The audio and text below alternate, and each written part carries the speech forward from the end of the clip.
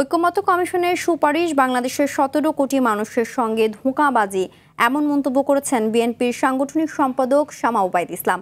ফরিদপুরের নগরকান্দা উপজেলার রামনগর ইউনিয়নের কৃষ্ণাডাঙ্গি উচ্চ বিদ্যালয় মাঠে গোল্ড কাপ ফুটবল টুর্নামেন্টের ফাইনাল খেলায় প্রধান অতিথির বক্তৃতায় তিনি কথা বলেন। তিনি আরও বলেন, গত ১৭ বছর মানুষের ভোটাধিকার ও গণতন্ত্র হরণ করা হয়েছিল।